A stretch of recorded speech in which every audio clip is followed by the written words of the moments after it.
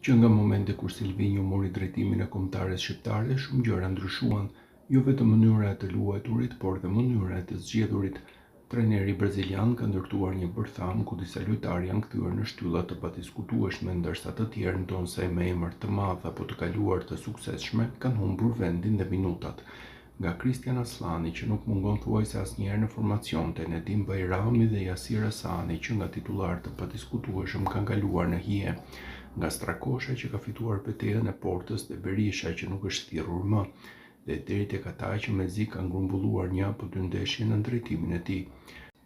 Ky është një udhëtim statistikor dhe analitik për të kuptuar më mirë se cilët janë të besuarit e Silvinjos, kush ka dalë nga formacioni dhe cilët lojtarë janë zbehur në harres. Top 5. Askush nuk ka luajtur më shumë në drejtimin e Silvinjos se sa Christian Aslani.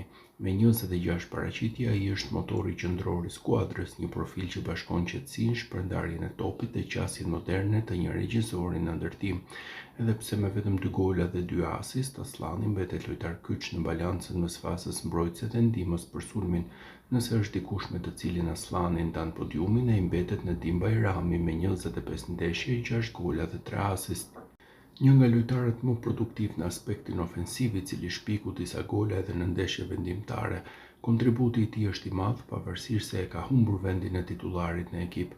Në 3 sfidat e fundit ai ka luajtur vetëm 2 herë si zëvendësues, ka humbur terren. Nëse do të kishim një futbollist që do të ishte krahas Aslanit për numër ndeshjesh në epokën e Silvinjos, emri i tij është Yasir Hasani, por ftohja që ansori ka pasur me trajnerin para ndeshjes me Andorrën në muajin mars ka bërë që Yasiri të mbetet në kuotën e 23 ndeshjeve dhe për më tepër ai ka nisur të gjitha si titular. Kontributi i tij ka qenë me 5 gola dhe 5 asist, duke rezultuar një zbulim i Silvinjos, por kohët e fundit Hasani nuk po preferohet. Për të njësoj si Nedimi, gjërat kanë ndryshuar shumë pas ndeshjes me Anglinë në Wembley.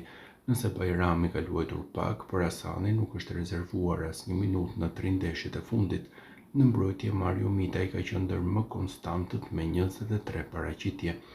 I qetë, i vendosur dhe gjithnjë prezent në ndihmë të fazës sulmuese, ai ka fituar besimin total të trajnerit dhe është bërë një garanci në krahun e majt. Një dëmtim pengoi që të luante 2 ndeshjet e para të kualifikuesave të botrorit. I fundit, por edhe ai nuk preferohet më nga fillimi, është Ylber Ramadani. Mburoja Aslanit, mes fushori ka luajtur 22 ndeshje me Silvinjon, nga të cilat 20 i ka si titular. Përveç Aslanit, i cili ka mbijetuar në formacion nga erdha e vjetër e minutave, ka humbur vendin për ta nisur nga minuta e parë me Silvinjon, i njëjti fat edhe për Ramadanin. Numrat 20. Porta, një duel Strakosha-Berisha me fitues të qartë. Strakosha është përzgjedhja numër 1 e Silvinjos, me 20 ndeshje ai ka rekuperuar rolin e tij si portieri i parë, duke lënë trit Berishën në hije me vetëm 6 paraqitje. Zgjedhje që tregon një ndërrim brezash, por dhe një preferencë për profilin teknik të Strakoshës. Berisha nuk është thirrur që pas Europianit, me 20 ndeshje është Qazim Laçi, i cili tet të fundit i ka luajtur si titular, që në ndeshjen me Kroacinë në Europian, ku futja e tij pas sulmuesve rezultoi e qelluar, trajneri nuk e ka ndrruar deri tani, edhe pse në ekip ka lojtarë me më shumë fantazi për atë rol si Muçi apo Bajrami, thjesht i duhet ndihma dhe mbrojtja që Laçi jep mes fushës. Me mungesa. Pavarësisht se tek Atalanta i mungon rrallë dhe ka vendosur rekorde për paraqitje, me Silvinjo Gjimshiti ka luajtur vetëm 16 ndeshje nga 26 në total, duke humbur kështu plot 10 takime. Dëmtimet e shpeshta kanë bërë që Gjimshiti të mos jetë konstant në ekipin kombëtar dhe diçka e tillë ka bërë që edhe Shiriti kapiteni të ndrojë krah shpesh. Po me të njëjtën numër ndeshjesh është dalë Sejt Hysaj, edhe pse mbrojtësi djathtë ka pasur konkurrencën e Balliut, ai ja ka dalë që të luajë 16 ndeshje me Silvinjon. Kujtojmë që Hysaj është futbollisti i dytë me më shumë prezenca në kombëtaren shqiptare pas Lorik Canës.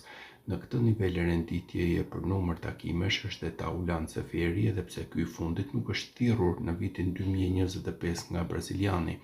Më poshtë vini Smajli dhe Hoxha, të cilët janë në kuotën e 15 takimeve, por me një ndryshim të madh. Ardiani ka luajtur 14 sfida nga fillimi, Hoxha vetëm 5 të tilla, ndërsa në 10 raste ai është preferuar si titular.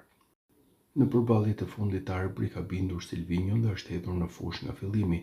Myrto Uzuni dhe Ernest Muçi vijojnë me renditjen, teksa të dy numërojnë 14 ndeshje me Silvinjon, me të parin që e ka nisur 6 herë ndërsa Muçi vetëm 2 herë titullar, 1 gol dhe 2 asist Uzuni, ndërsa Muçi 3 gola të shënuar.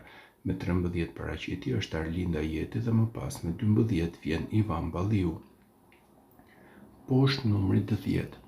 Sokol Cikaleshi e mbylli me ekipin kombëtar, ndërsa në statistika i mbetet si një lojtar që Silvinjo e përdori për 9 ndeshje, po ashtu edhe Gjasula, i cili koleksionoi 8 takime me brazilianin.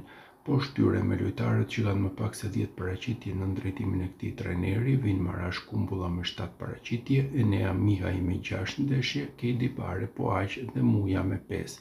Ndërkohë Indrit Tuci është preferuar 4 ndeshje, ndërsa Julian shehu një zbulim tjetër i Silvinjos ka kompletuar prezencën e tretë. Me po 3 ndeshje janë dhe emra si Medon Berisha, Naser Ali, Arnor Muçolli, Anis Mehmeti. Këto dy të fundit janë harruar nga trajneri.